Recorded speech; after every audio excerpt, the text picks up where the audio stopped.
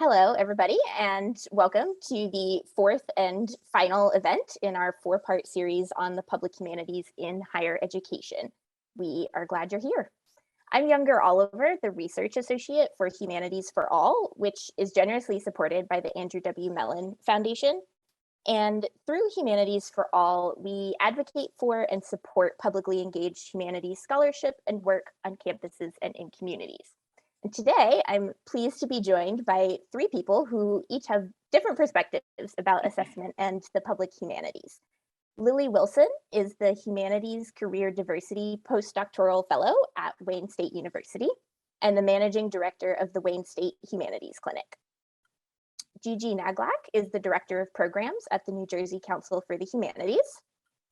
And Mark Wilson is the director of the Caroline Marshall Draughon Center for the Arts and Humanities at Auburn University. Very excited to have everybody with us on this panel today and appreciate you taking the time to share your thoughts and experiences with us. Thank you so much. Yeah. Thank you.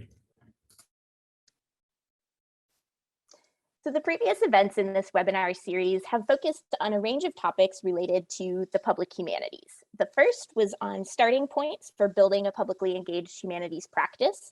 The second was on supporting faculty in creating publicly engaged courses. And the third was on scaling up and growing public humanities projects beyond higher ed. You can see recordings of those three events on the webinar series page on our website, which you can access through the link that is dropped in the chat. Today, the focus of our conversation is assessment. As public humanities projects grow in both number and size at higher ed institutions, the question of assessment has become increasingly important. But there's still a lot of questions about that, right? How do you assess the impact of a public humanities project? What does assessment even mean in the context of the public humanities? And what do you do with the data once you have it? Across higher ed, everyone's asking these questions and looking to build their capacity to assess and share the impact of their work, particularly to attract additional support and funding. So today, after we learn a little bit about each of our panelists, we'll spend some time in conversation about these topics. And we will take all of your questions along the way for a Q&A section at the end. Before we jump into our conversation, however, I want to flag a few opportunities for everyone to get involved with us at the National Humanities Alliance in the coming months. First, the NHA is hosting our annual meeting and Humanities Advocacy Day on March 14th and 15th. And this is a great way to connect with others in the humanities and talk with members of Congress about the importance of the federal funding streams that support the humanities. Second, the 2022 National Humanities Conference is coming up in November in Los Angeles. We co-host this annual conference with the Federation of State Humanities Councils with the goal of bringing together public humanists and practitioners from higher ed, state humanities councils, and cultural institutions. We just launched the call for proposals for the conference, and those are due on April 1st. And you can get more information about those through the links in the chat. Finally, one more resource that everyone in this webinar might be interested in. We recently launched a newsletter called the Public Humanities Newsletter. It comes out once a month and it shares jobs, grants, events, and lots of other things related to the public humanities. And that's on our Substack, and there will be a link to that in the chat as well. And finally, a quick note on format for today's webinar. We plan to have plenty of time for discussion and questions from the audience following our conversation. And go ahead and submit your questions using the Q&A button at the bottom of your screen. We'll be putting links in the chat and having other conversations there. So the Q&A is the best place so your questions don't get lost. And we will try to field as many of your questions as we can. With all of that, let's begin. So as I said, today we're going to talk about assessment. As an advocacy organization, documenting impact is something that we at the NHA think a lot about as we support people in making the case for their work. And part of my personal work at NHA is to partner with project directors of public humanities projects to help them document impacts like civic action and community engagement, personal growth and reflection, continued engagement with the humanities, and many more that are specific to individual projects. However, I know there are many different approaches to and uses for this work, so I'm looking forward to hearing the varied perspectives of our panelists today. And I also know that everyone watching this webinar will have had varying degrees of experience with assessment. So our goal today is not necessarily to cater to a particular audience, but to have a general conversation with, folks who have different ideas and thoughts on the topic. And hopefully, no matter what, you'll be able to learn something and take something of value with you when you go. I'd like to start by having everyone introduce yourselves, share a little bit about yourself and your work, and a basic overview of how assessment fits into that work. Lily, why don't we start with you, and then maybe Gigi, and then Mark. Hi, everyone. I'm so happy to be here. Thank you, Youre, for organizing and putting this on, and to the other panelists. It's really exciting to be part of this work. I, as Youre introduced me, am the Humanities Career Diversity postdoc at Wayne State and the managing director of the Wayne State Humanities Clinic. I've been working for the Humanities Clinic for the last several years while I was still a graduate student, and then since earning my PhD last spring. And for the Humanities Clinic, for those of you that don't know about it, it is a graduate internship program. We do also hire some advanced undergraduate students for all humanities students at Wayne State. So we hire PhDs from departments like English, history, anthropology, as well as some social science departments like communications and sociology. Overall, we work with 14 different academic departments and programs, and I mentor students from all of those departments as they intern with our community partners. I build community partnerships with nonprofits and businesses in Detroit, and then design intern projects for those interns, those humanities graduate students to work on for 8 weeks in the summer. We use assessments to both get data and testimonials on the interns' experience as well as the community partners' experience. We've recently expanded with Youre at NHA the goal of our assessments to include community engagement among interns, as well as things like job preparedness and job skills that they gain during the internships, and then things like satisfaction and skills needed and community needs among our community partners. So that's what I do in a nutshell, and I know that we'll have more time for me to talk about specifics and also answer questions.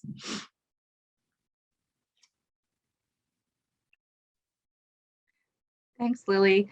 My name is Gigi Naglak. I'm the Director of Programs at the New Jersey Council for the Humanities. This is actually one of the very few audiences where I likely don't have to explain in great detail what a state humanities council is, but very briefly, there are 56 state and jurisdictional humanities councils in the United States. We are a state-level partner of the National Endowment for the Humanities. So my work here is really about, our work here collectively, not just me, is about taking the federal funds that we receive and additional funds and getting them out at a grassroots level throughout the state of New Jersey, serving the entire state of New Jersey. I'm coming to you today, incidentally, from Camden in South Jersey, where our office is on the campus of Rutgers Camden. We're pretty new down here, so we're really excited about it. It's a wonderful place to be.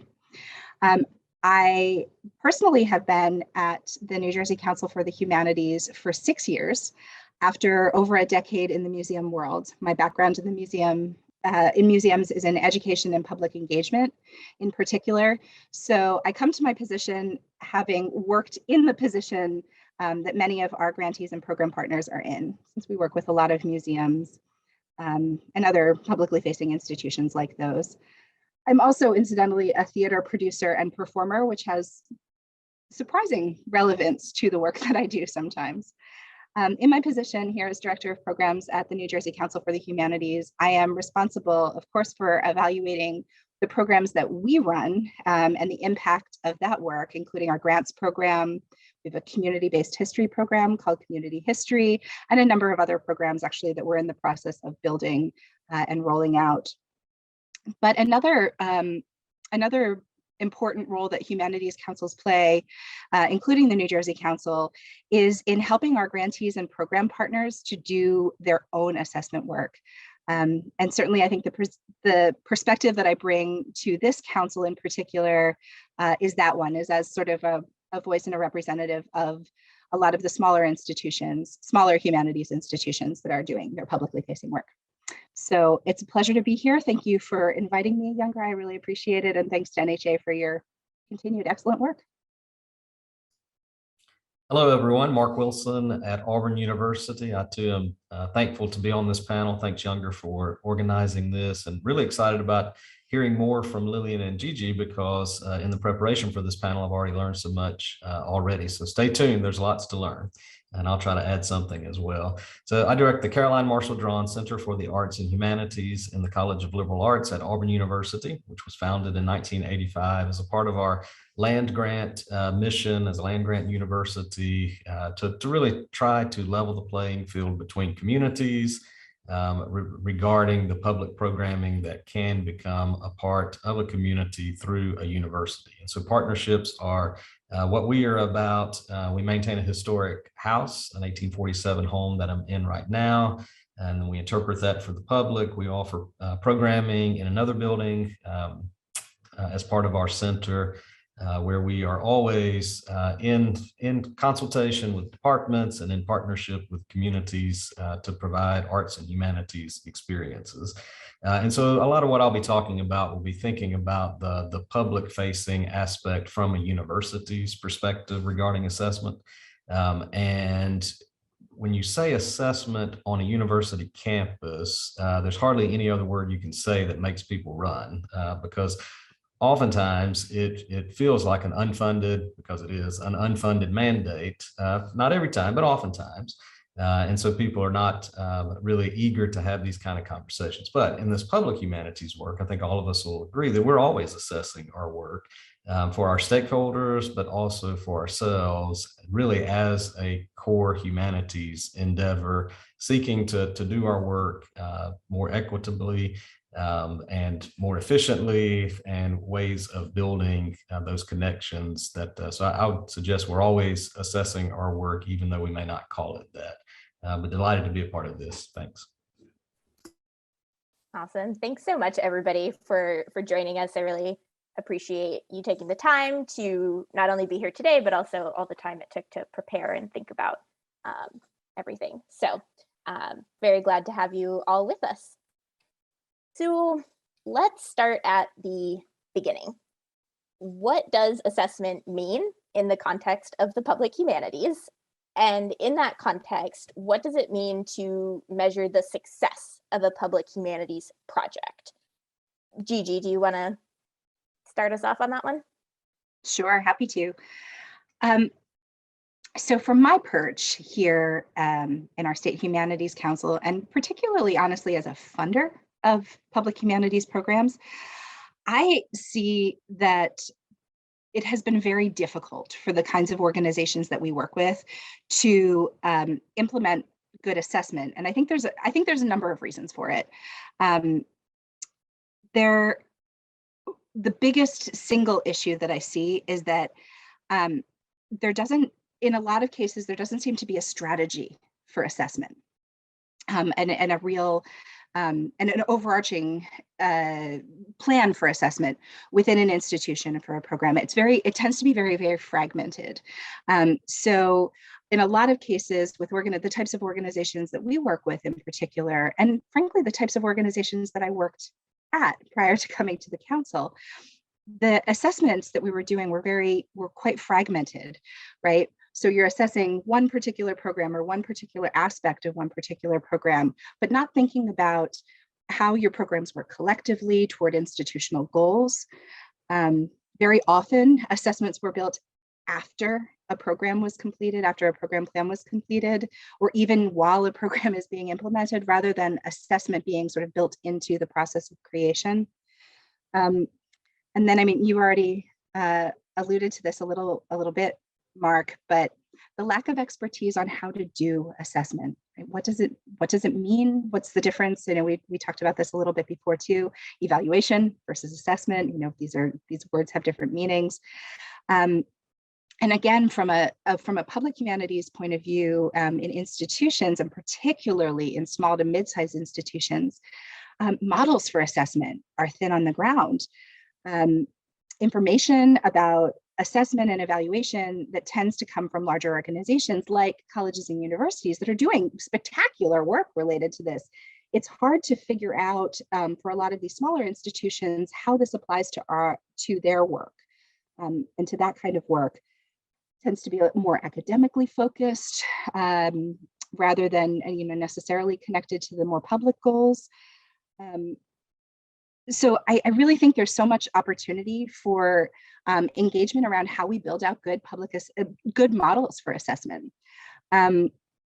Similarly, I think there's a conflict that exists that is partially created by organizations by grant makers, by organizations like mine, which is there's so much emphasis on creating something unique, something new.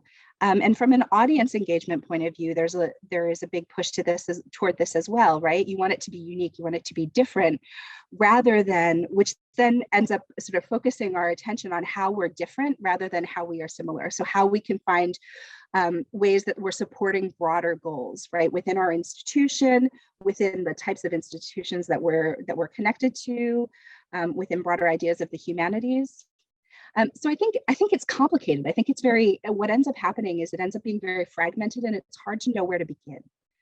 And then I think the final issue is the tension between. You were asking about success, Younger, right? The tension between I liked that program versus that program had impact, and I think that's a tough one to negotiate as well. Yeah, absolutely. Lily, do you want to jump in on that? Yeah. Again, like Mark said, there's so much that we can learn too from each other. So I loved hearing Gigi talk. Just broadly, just to sort of back up and just give you a sense of how what I'm assessing here at Wayne State with the Humanities Clinic. Broadly, as far as interns are concerned, I assess things like job skills, job preparedness, and community engagement among graduate students before and after their internships, right? And also I assess things like community partner needs. So that would include nonprofit and small businesses and how the humanities can help solve social problems that those businesses and nonprofits are geared toward. Most of our community partners are nonprofits. So they are directly working with communities in Detroit that have some sort of need. That could be clean water, access to vaccinations and medicine. That could be legal services. It could be after school programs, education. It runs the gamut.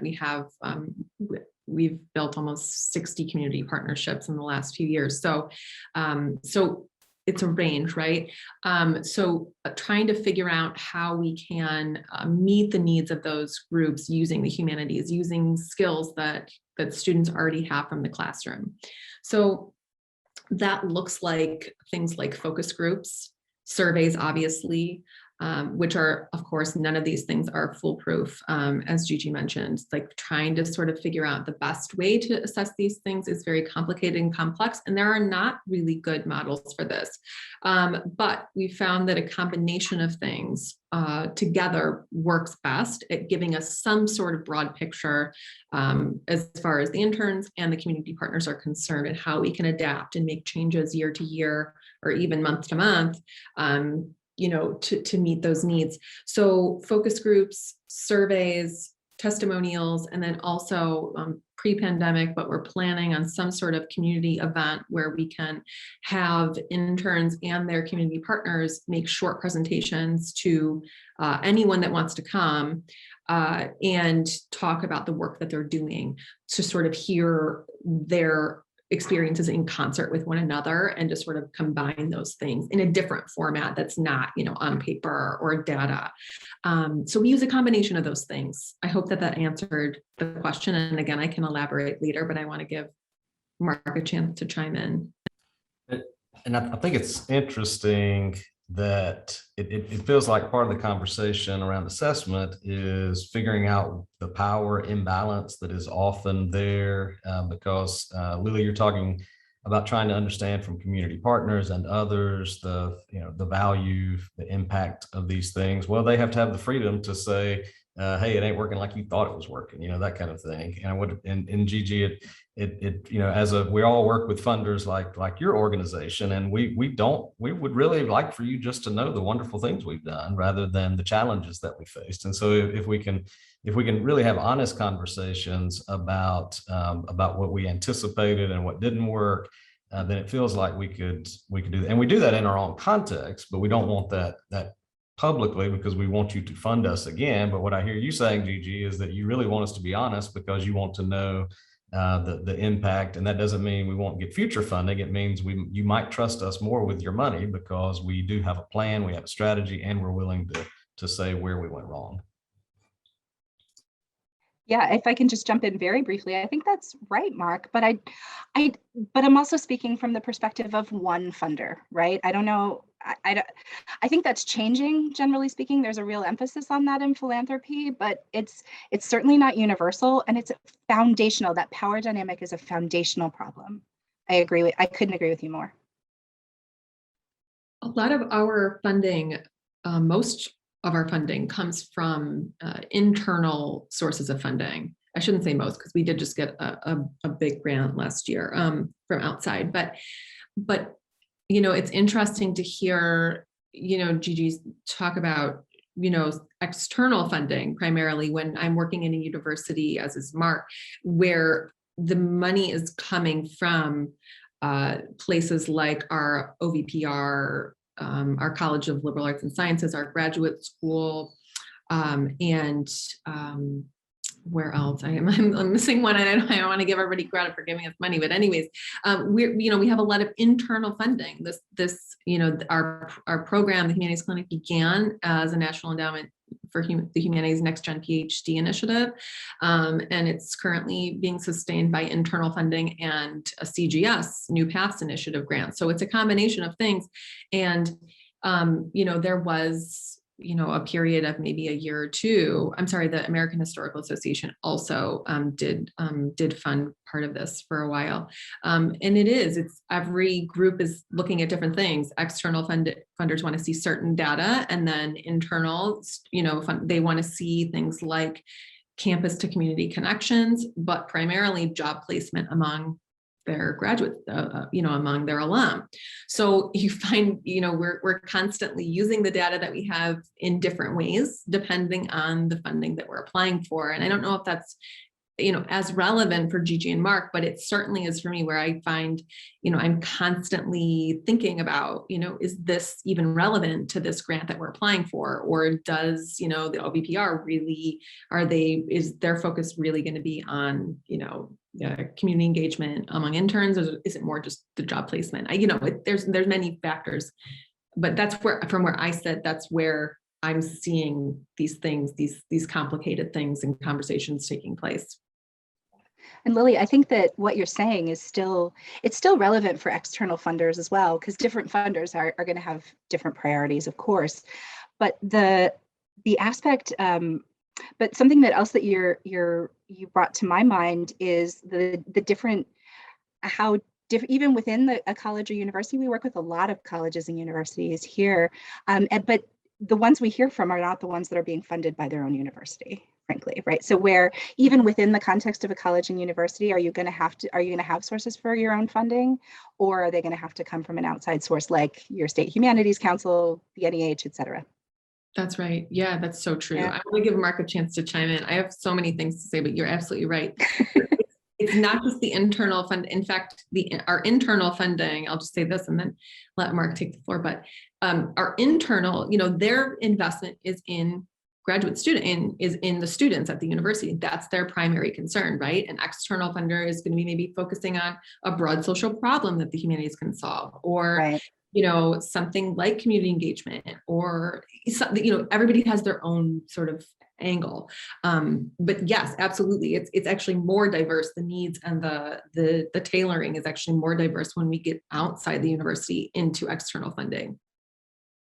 And I wonder if it's appropriate to, with funders and potential funders, to really have an honest conversation about what they mean by impact and whether that's the same thing that we mean by impact. Because I feel like oftentimes we're not speaking the same language with folks who are funding projects versus those of us who are in this for the long haul. And so I think really having an honest conversation about what do we mean by impact. You can have a mission statement, but if it's not specific, if it's not really trying to help us understand, are we traveling the same road? If not, whatever we show is not going to translate well.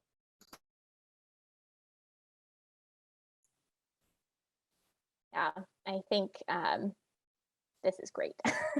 These are all the questions that, I hear all the time, and concerns. So I think one of the questions that I get asked a lot is, how do you do it? Right? If, it might be one person running a public humanities project, or, a couple of people, and they don't have money to hire someone. And so where do you start if you don't have dedicated funding for assessment? And maybe Mark, you can start us off on this question, speaking from your institutional standpoint. And I'll try. I think, I do think if you're in a situation where you don't have funding to hire someone who is a specialist in assessment, then yes, you are in a different situation. However, as all of us are looking for large grants, and we really have to, like Gigi says, sort of go ahead and plan for that. So the trade-off is we may not be able to offer as many public programs or public outcomes, but that's okay, because we will have an assessment model built into that budget so that we know that what we are providing we'll be able to measure and show for the future. So we're really trying to build for the future. But here you are, you have no fun, you're not on a large grant, you're trying to do this work. To me, it's really a humanistic enterprise, in that we are humanists and we are asking all the time deep reflective questions. And I think the deep reflective question that we ask is, when we think about our stakeholders for whom the assessment is valuable, what are they really wanting to see? What is the value to them? And value looks different over time from wherever you are. But having that building in that time for reflection on what am I really trying to accomplish, the difference between it was a great program versus it really had these wonderful other outcomes, I think is pretty critical. So asking those questions along the way. And I do think we need to count everything that we do. We need to document everything that we need to do, everything that we do. We need all of the stories that come out of our projects and programs somewhere. And we need to see that as just part of the public programming enterprise. As important as it is to reserve the room and make sure the scholar is paid, we need to make sure that we have some way of capturing, if not just data, just counting and making sure that we can look back and see change over time. We have contacts of people we can interview who were there. And so we can see this as a longer arc, and not as something that can be reflective and useful for us, rather than something that we have to do that's imposed from the outside. Yes, that's great. And maybe Gigi, you can add onto that, because it sounds like what you were saying earlier kind of feeds into that of it needs to be a plan, right? Yeah. Assessment needs to be a plan. Yeah, and I think this is something we're talking about internally at the New Jersey Council for the Humanities too. We're in the middle of, well, actually we're at the end of, we're not in the middle of it anymore. We're at the end of a strategic planning process, right? So we took a lot of time determine what our strategic goals are for the next 3 years approximately, right?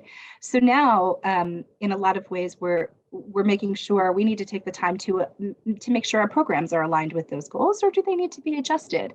How can we find the right indicators to show us, do all that counting that Mark is, so rightly pointed out. A couple of things, especially based on what Mark said there, is and coming back to what we were talking about in your first question that you posed to Youre is, Mark, I do think that frank conversations with funders is critical to this process, like really, really, really critical. And I know because I've sat on both sides of this table how difficult that is. But I think funders are more open to it than people even realize. And I can certainly say that in the context, at the very least, in the context of state humanities councils. And I think I can even say that based on my experience with NEH as well, that we want to know what the need is. Like we really, really do. We see our roles as being very much in service to the public humanities in the place where we, for me, it's in service to the public humanities in New Jersey. As an institution, I don't have a job if we're not in service to public humanities in New Jersey.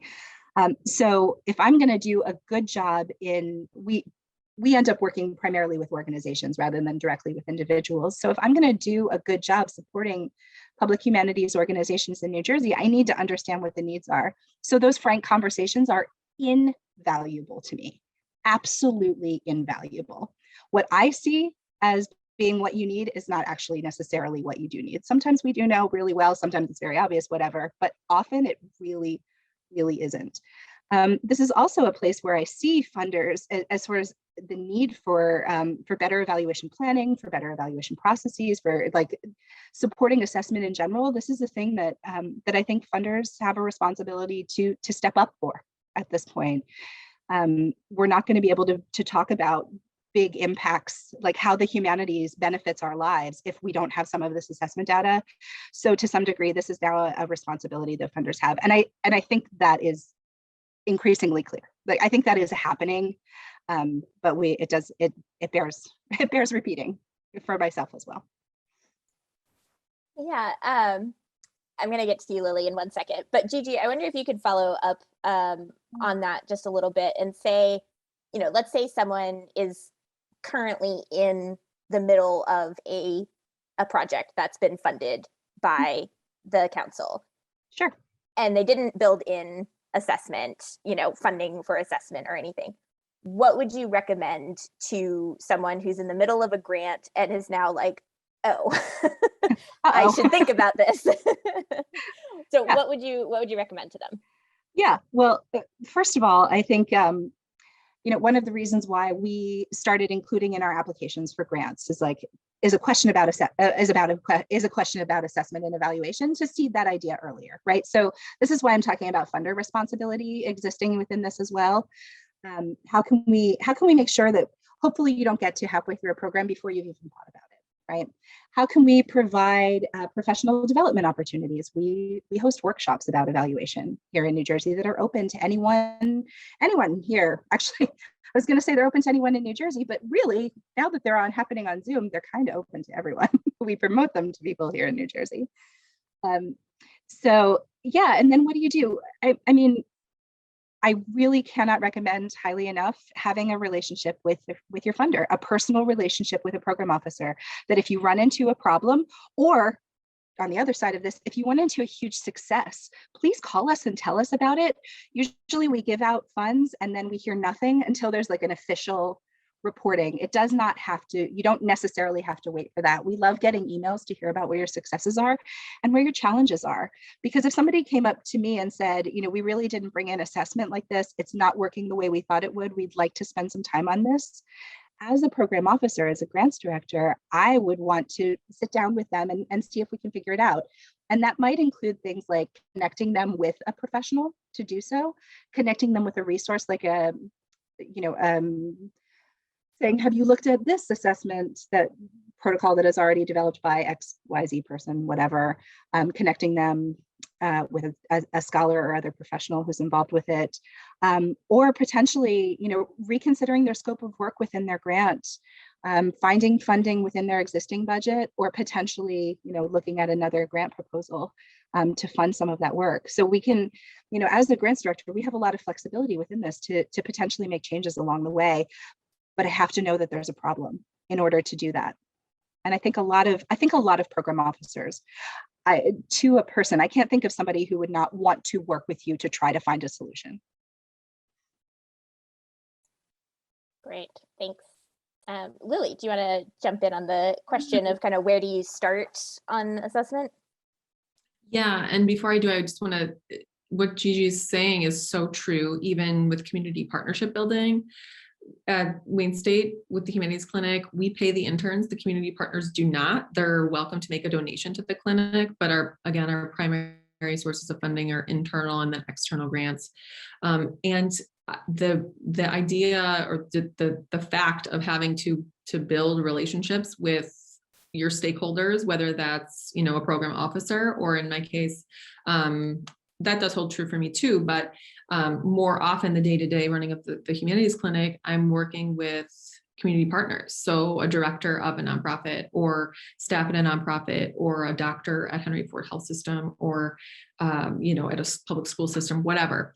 I'm working with these people, and having those direct, open lines of communication is so important. That what we're doing here would not be happening if I hadn't spent the time to build those partnerships and to build those, what they really are is just relationships. So when issues do come up, if there's a personnel issue, I'll call it, if there's an issue with an intern, or if there's an issue that an intern has with a community partner, and both of those things have come up, right?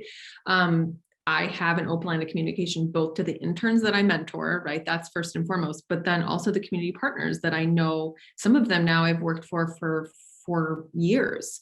So I can, call somebody and we can have just an open conversation, like this is not working, or this was an issue. And I think that it's just getting comfortable with doing that. But I also think, even where, like Gigi was saying, program officers and, funders, they want to know, they want honest feedback. I want honest feedback about the program that I'm running. So why wouldn't, and I think that that's given me a lot of confidence, knowing that from like the inside out, knowing that once you do it, like, and you sort of get over that, like, oh gosh, I don't want to tell anybody anything bad about what I'm doing, because then it looks, maybe they think I'm doing a bad job. That's not it at all. You're doing your job if you're being open, and not, sort of backing off from a situation or trying to ignore it. That's not going to work. That is actually that's not doing your job. It sort of looking at it head on is so important. Getting that confidence to do that. And once you do it once, I think it's easier after. I was lucky when the American Historical Association was helping support the clinic. I was a career diversity fellow during my PhD program, and I got a lot of mentorship from them. And I think that went a long way toward getting me over that, just making me more confident and just taking charge of things and just taking care of business and doing that stuff. And part of it is just my personality. I'm comfortable. I grew up in a house with a bunch of brothers. Like I was little and they're big, and so anyways, I think that part of that is, but that whole idea of intellectual self-confidence that we preach, in the humanities, and how students need that. And in order to have a fruitful career inside or outside of the classroom, you have to have that. I think that that's, part of, I think, what we're talking about too. And maybe not directly, but I see that as a really important part of my training, and saw it as an important part of my training. And once you talk to other people doing this work, you realize that it's across the board. Like there's not one person probably sitting here in this Zoom meeting that has not dealt with something where they had to give honest feedback and they were a little bit nervous to do that. And if you've gone through a PhD program, you have definitely dealt with that and definitely gotten feedback that maybe you didn't want, but you needed it in order to grow, right? Or any job really. So I think that what Gigi's saying is so important, and I just want to back her up and say that it is so important. It's not always easy, but you have to do that. So have those open lines of communications. So practical things that I do when there is not money to hire an assessment person, to go back to Younger's question, I rely on our internal stakeholders, and that's easier maybe at a university, but not always easy because I'm working with faculty who are very, very busy and deans who are very busy, and even, people in the provost office or OVPR who are very busy and they have a million things. But I often, and have recently, especially in this postdoctoral position, rely on people like the data guys in the graduate school who can help me design a survey. And, they know how to do that. They're really good at it and they can teach me, but they can also help me actually do that thing. And I don't think it takes them a ton of time. They would probably hate me for saying that. I thank them and I'm very grateful to them, but it's going to take them much less time, I should say, than it's going to take me to build something from the ground up that I just am not, in a new thing and distributing it and all that. I do that part, I distribute it, but they're helping just collect the data and put it into a spreadsheet and all of that. Anyways, so there are people who can help you, if you're part of a bigger institution, rely on those people to promote things and to promote like recent focus groups and assessments that we've given to graduate students. I rely on department chairs. I'll send them a message like, can you please just back me up here and try to get people to complete the survey because they're not listening to me. There's 3 people that won't listen to me and the other 12 have. Can you just back me up? If they see your name in their inbox, they're more likely to open the email. Really little practical things like that. So other staff at your organization, staff and faculty at your organization, and then, even people higher up, the higher up there, if they have time or if you tell them that this will only take you 3 minutes, they're probably going to help you. So yet again, I'm coming from a university where there's a lot of resources, but maybe not always for the humanities. So I have to sort of fight for those things, but there are people that will help you. That reminds me of one of our partnering organizations, a large funder, and we do something small with them, but they started a new internship program. So it's large funder. And instead of having the intern in the summertime do the coffee and the copies, they decided to have the intern interview their grant project recipients, particular set. And so they come up with questions. It's really aligned to their strategic plan. And so it's someone who's non-threatening. It's a college student in the summertime who has good training by the organization how to do this interview. They gain a lot of skills in the process, but at the same time, it becomes something that if I had a project with Gigi's organization and I said, hey, we found someone, we have an intern who is going to do this and not necessarily, it's going to be a little more objective than I would be in terms of what's going to be reported to you. Then it becomes valuable and it's valuable for everyone. So it could be that there are some capacities for assessment right at our fingertips that we just haven't thought about yet.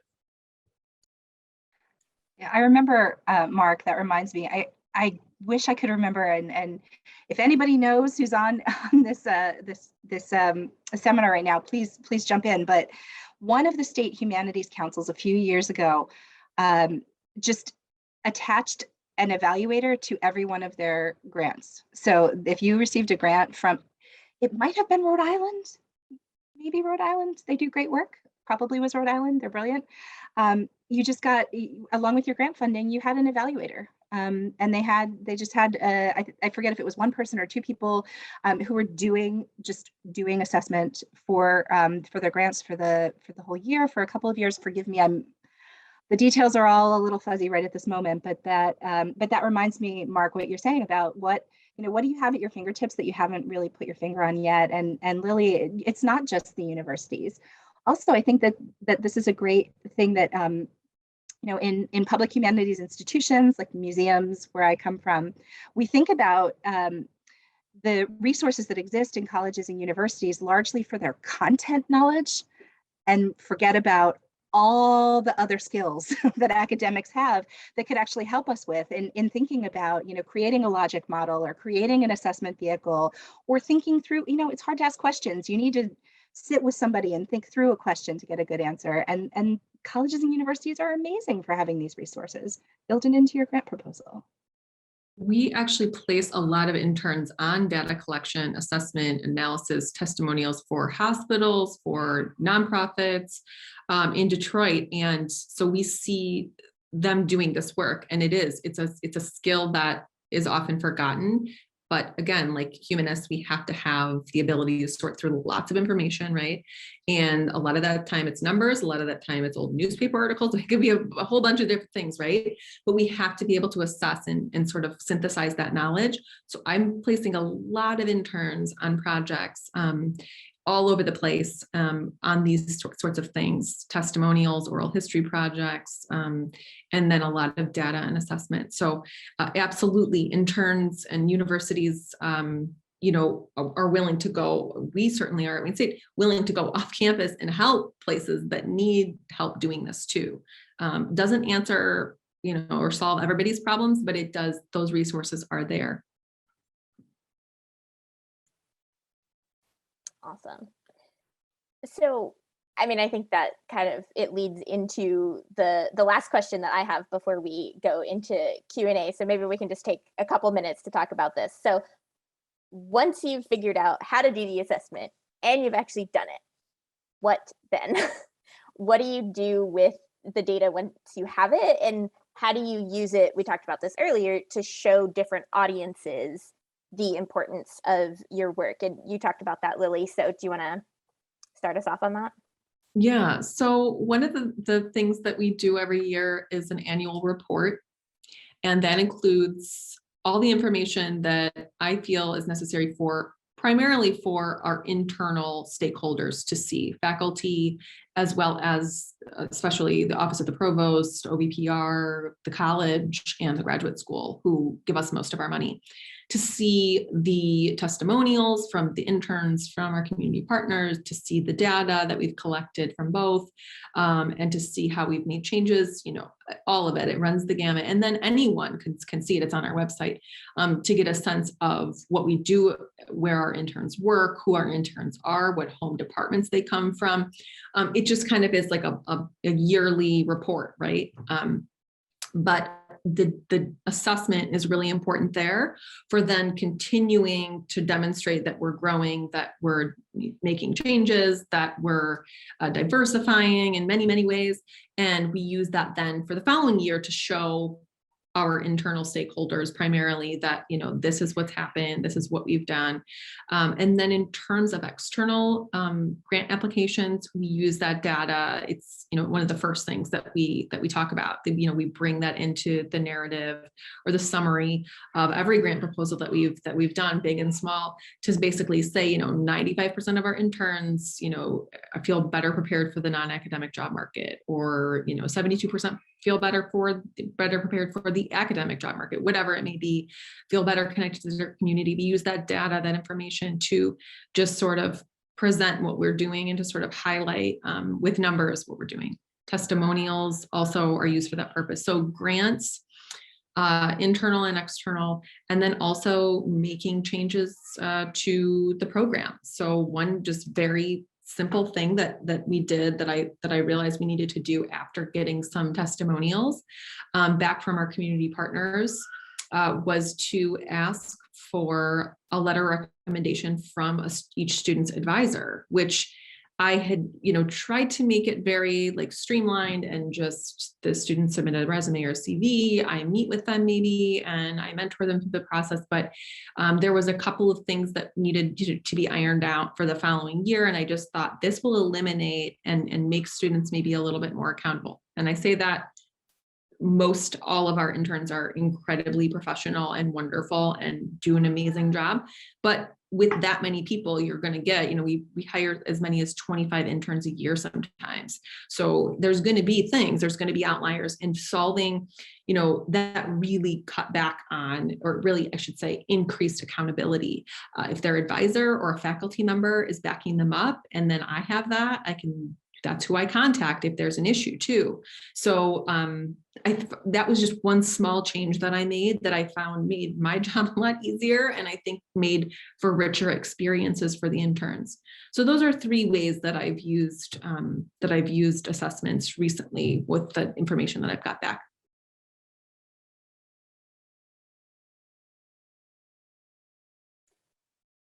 Does anybody else want to jump in on that? What do you do with the data once you have it? I think share it, but also as you share it and there are comments on it, or people are sort of attaching value to the way in which you have documented or assessed the programming, then use those quotes and that feedback to pay it forward to another funder or to other stakeholders, because it feels like it's all about peer review and people assigning value who are really don't have a too much of a vested interest in it, except for the good work that could take place. And so trying to be objective, tell the story, but then as the response comes in from the story that you're telling, document that as well so that it can be useful in the future. I don't know that I have anything in particular to add. I would also, they've got it. These guys are better at it than I am. No, I think, but I did want to mention also what Lily said earlier in our conversation as well, which is how many different ways can you slice and dice your information for different audiences? So how can the same story be told a couple of different ways so that it can serve you in multiple ways? I think that's really, really critical. It's a lot of work. You might as well get as much a bang for your buck as possible. Truly. Yeah, I agree. And that we have a lot of questions coming in, particularly about resources to support folks in doing this work, both in creating assessment and also in, slicing and dicing and all the other parts that are important in the whole picture. So one of the things so maybe we can take some of these questions and push them all together. So what are some resources that you could recommend, and particularly models for people who have limited staff and capacity? So I will jump in with, we at the National Humanities Alliance do have some resources. And like I said earlier, we are an assessment partner for a lot of projects. So one of the resources that we have, which we'll drop a link in the chat to, is an impact survey toolkit. And this was designed by some of my NHA colleagues who work with NEH grants. And it has actual survey questions that you could use on individual surveys for different topics, as well as just a lot of information about thinking about assessment. And so I would then pose that question to everyone on the panel: is what other resources do you know of that could support assessment plans? I would say from a university standpoint, I don't necessarily have a link to drop into the chat, but I think if you're not in a university, then approach your university that you partner with, the Office of Assessment, because in many cases, I think they would welcome a conversation on what resources they have, because they do this in a university context, but they also know the value of doing this in a public context. And so I think there could be some partnerships that happen between offices of institutional assessment and other research offices at a university that may have never seen themselves assisting organizations in this way. And so I think call your local assessor. As someone with a institutional research background, I say yes. What other resources would be recommended?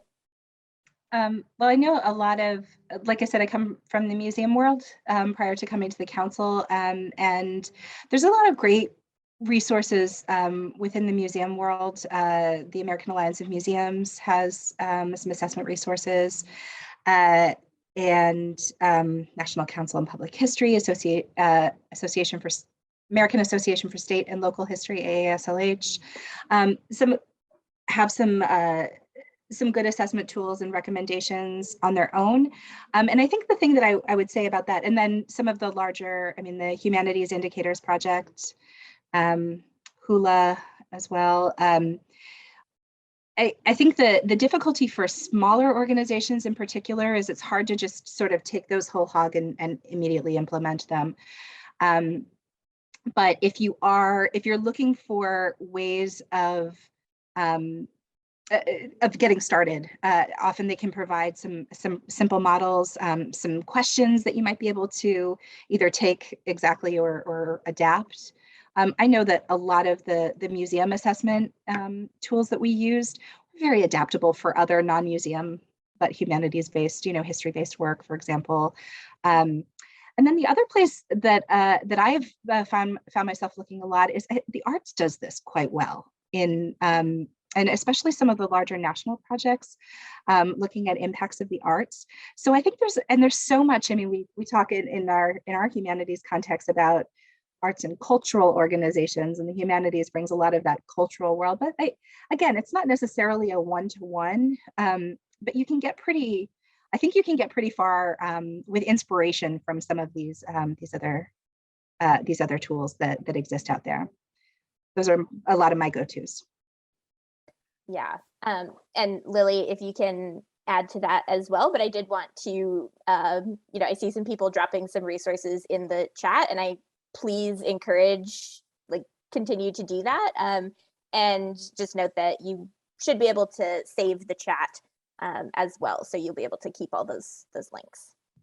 Yeah, I mean, I'm just going to back up what you've already heard, and just to, from my own personal experience working with the NHA, with Youre, and the toolkit, that has been tremendously helpful for us. And then also, like Mark mentioned, use your university. If you're at a university or a bigger institution, use all the resources that you can. I mentioned I rely on our graduate schools data staff and people that do this, that's their job, along with many other things. And I try to build a good rapport with them and really demonstrate that I'm very grateful to them, because it is a lot of work. And it's not something that I, had a ton of training in, probably more than most. Like Gigi, I have a museum background at art museums, but that's been a while, and this is, I can use some of that, but really use the resources that you have, and then that you're doing, an even better job. But the toolkit and your university or institutional resources are invaluable. Yeah, I think these are all great, and I'm really enjoying seeing the resources in the chat. We only have about 2 minutes left, but there's a question that I think is really important that maybe we can try to tackle, which is assessment of the public humanities is, particularly tricky because so much of the positive impact can be really hard to measure and quantify. So what practical tips do you have for assessing such positive impacts that defy measurement? And I would maybe kick that off by going back to something that Mark said earlier, which is, we're all humanists, and we kind of think in a lot of these ways already. And so a lot of times it's really just articulating something that you already know you want to know. And so I would note that, and then kick it off to you guys. I think it's important to think about what you're looking for, what you're listening for. In a public humanities project, I'm looking for a long-term relationship, and out of that long-term relationship with community partners and the public, outcomes that are things that neither of us could have dreamed up on the front end of our journey.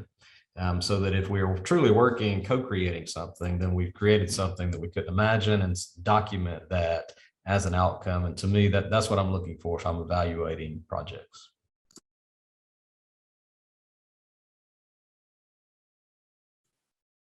Well said, Mark. Absolutely.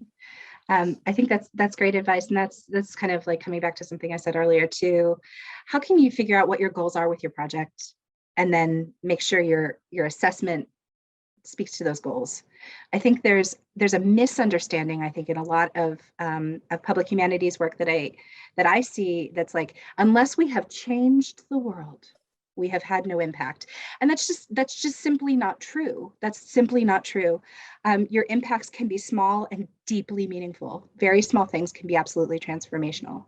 So yeah, what's your goal with your project, and how can I find a way to do that? I've even seen very, very, very simple assessments, coming out of a museum exhibit. What one word sticks with you at the end of it, right? And you can create a word cloud out of those words. Hey, everybody said this was about imagination. Our goal was to make this about imagination. Cool. Look, we succeeded.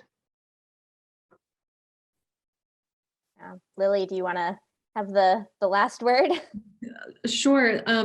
Like Gigi said earlier too, assessment needs to be a plan. I think that is such a great way of looking at it, so that you're not spinning your wheels, doing all this work, getting all of this information, whether it's testimonials or actual data, whatever it is, so that you actually have a plan for using it, and for having it become a self-sustaining thing, whether that's raising money or increasing partnerships or whatever it may be.